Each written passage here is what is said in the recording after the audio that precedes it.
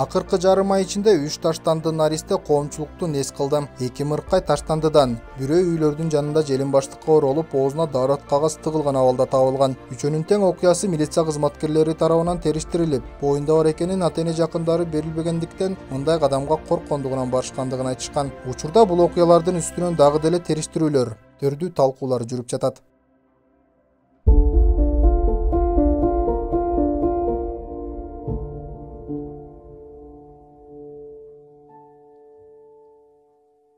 Он 9 ноябрдын кечинде Арча Бешик жаңы конушунда баштыкка салынган ымыркайдын номер 2 төрөтканага 2 милиция кызматкерлери алып келишти. Абалы орто, төрөлөрү менен суукта калгандыктан өпкөсүн кагынып калгандыгын дарыгерлер билдиришти. Бул окуяга удалаша эле Жалал Абадта 18 жаштагы кыз өзү жашаган Батирдин душунда наристесин жарык дүйнөгө алып келип, андан соң жанындагы таштандыга таштап кеткен. Бул ымыркай дагы убагында ооруканага жеткирилип аман калган. Учурда төрөгөн эненин ата-энеси окуя тууралуу угушуп, ооруканага барып ымыркайдан кабар алып тургандыгы маалымдалды. 15 күн мурун таштандыдан түн ичинде табылган ымыркай номер 1 төрөтканадан жалдагы балдар ооруканасына которулду. Ага дарыгерлер койгон Садыр деген ысым кайрадан алынып, ымыркайдын апасы убактылуу кармоочу жайдан тилгат менен үйүнө бошотулган. Ал тууралуу ата-энеси угуп, кызды кечирип, баланы таштабай тургандыгын билдиришти.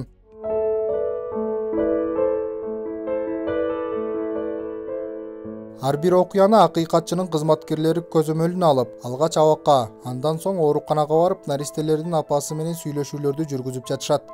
Социалдык өнүгүү министрине суроо берилди. Бала бир эле аялдын эле жоопкерчилигин карай бересиңерби деп депутат Жылдыз Эсенбековна как раз МВДга кайрылды, МВДнын өкүлүнө. Бизде Кыргызстанда ДНК боюнча лаборатория качан ачылат деп. Албетте мыйзам боюнча эки тарап тең жоопкерчилик тартыш керек. Катары менен кайталанган бул окуялардан кийин эмне үчүн мындай кадамга барып жатышат деген суроого жооп издөө үчүн психолог Шолпон Мамытова менен маектештик. Эң биринчи бул ошол эненин психиатрлык кандайдыр бир мүмкүн диагнозу бар чыгар. Билинбеген, көп азыркы учурда азыр күз мезгили тем более азыркы учурда бул күч алып турган кезде, анан мүмкүн ошол нерсе кандайдыр бир күч бериши мүмкүн. Экинчи себеп бул таштап аткан эненин бала чагында өткөн, мамасы ата-энеси менен болгон мамилеси кандай болгон, кандай бир ситуация болбосун биз кичинекей кезге кайрылабыз да. Кичинекей кезде кандай балалар өткөргөн, кандай ата-эне болгон, кандай мамиледе болгон, ошол таштап жаткан эне. Анан бул ошол балалык чагында бир кыйындык жашоодо жашаган. Экинчиден ошондой эле ата-эненин тарбиясы. Мисалы, уят болот, андай болбойт, мындай болот. Баягы бала менен эмоционалдык тыгыз байланыш жок да. Баланын сезимдери менен, баланын ой жүгүртүүсү, ойлошу менен кандайдыр бир байланыш жок болгондуктан, атасы, апасы өзүнүн кандайдыр бир өзү көргөн тарбияны, өзүнүн кандайдыр бир мындай болгон эрежелерин берип койгон да кызына же баласына. Сен ушундай болушуң керек дегенчи. Азыркы доор башка. Ошол нерсе менен ата-эне кандайдыр бир бала менен тыгыз байланышта, эмоционалдык байланышта болсо, сөзсүз түрдө ошол эне, ошол таштап жаткан эне ушул проблемасы менен ата-энесине кайрылмак да.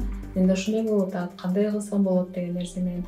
Бул жакта бул кандайдыр бир коркунуч да. Эмне дейт мен? Биринчи кезекте ата-энеден коркунуч да.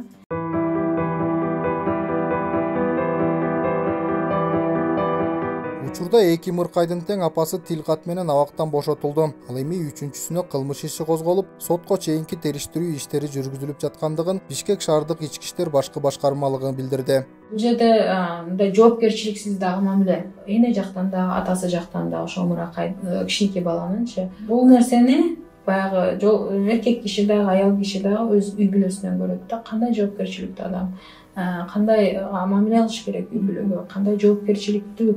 Мисалы, мен бир нерсе кылдым, мен ошого жоопкерчиликтүүмүн деген нерсе болушу керек да. Анан бул дагы болсо, бул ата-эненин кандайдыр берген тарбиясы деп да айтпайм, кандайдыр бир образ деп коебу, мындай ошол миң эмне кылба, балаң сени туурайт. Айтсаң кылбайт, сен кылганыңды туурайт.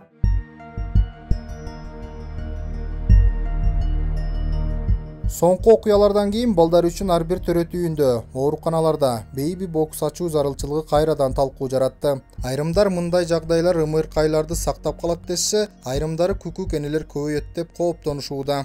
Эми жаш эле 20 жашта кыздар экен, 20-21 жаштагы. Ал кыздар менен ал кыздардын тагдыры жөнүндө, ал кыздардын социалдык, финансылык, экономикалык абалы жөнүндө бир да сөз болгон жок да. Коом жалпысынан мындай басык алып эле алар тепкилеп интернеттен, соц тармактарда, комментарийде тим эле каргап жатышат да.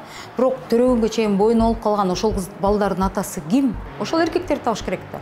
Ошол эркектер жоопкерчиликти кошот, алыш керек. Каржы жагынан жардам бербейм дедиби же уят болуп кала турган маселеден коркту, мүмкүн. Андан биздин коомдо дагы бир нерсе бар.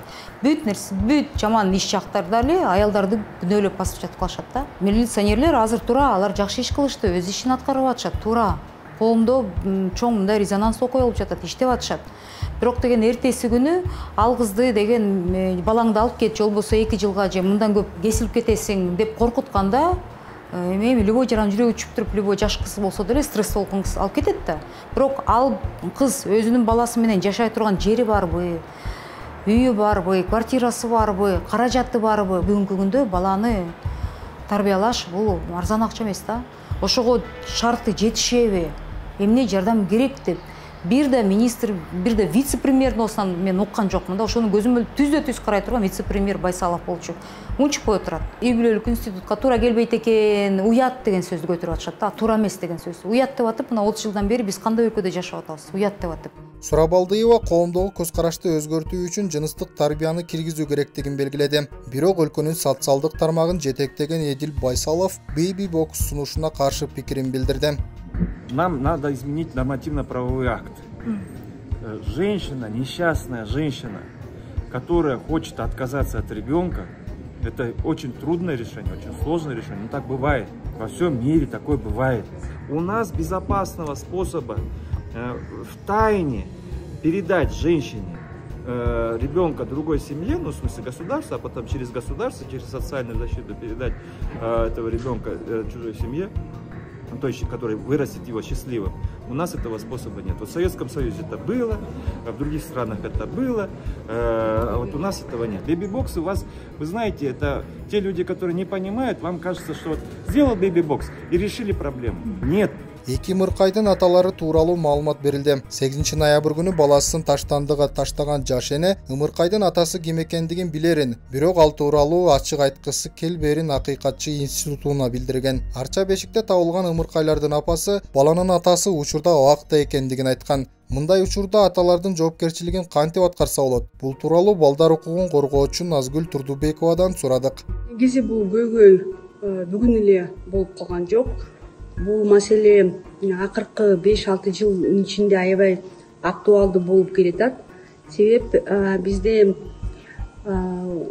укук жактан, негизи билим жактан жаш энелердин жана жаш аталардын аң сезими түшүп келатат да, төмөндөп келатат. Ошон үчүн бул түзмө-түз балдардын тагдырына тез таасир берип жатат. Негизи бул көйгөйдү жоюш үчүн сөз түрүндө өспүрүм балдарды, жаштарды деген агартыш керек. Аларды үйрөтүш керек. Өздөрүн кантип коопсуздук алып жүрүш керек экен. 18 жашка чейин балалуу болуш бул эненин өмүрүнө дагы, баланын өмүрүнө коркунуч алып келет деп. Соңку окуялардан кийин Жогорку кеңештин төрагасы Нурланбек Шакиев таштанды челектерге ыргытылган ымыркайлардын окуясын дагы эскерип, аялдарды жада калса күндүзү көчөдө жүргөнгө кооптуу болуп калгандыгын моюнга алды. Коомдук жайларга видео көзөмөлдөрдү орнотууну күчөтүш керек.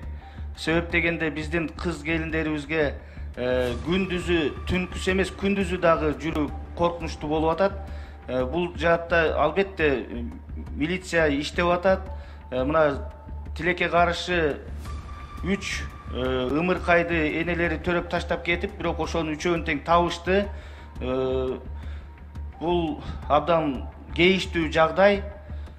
Ушул жаатта өкмөт зарыл чараларды көрүш керек. Социалдык өнүктүрүү министрлиги берген маалыматка ылайык, жыл башынан бери 17 ымыркай жаңы төрөлгөндөн кийин ташталып кеткен. Бул окуялар балдар укугун кайрадан күн тартибине чыгарды. Министрлер кабинетинин төрагасынын орун басары Эдил Байсалов баштаган мамлекеттик органдар менен чогуу чукул жыйын өттү. Эми анын жыйынтыгы кандай болот, азырынча белгисиз.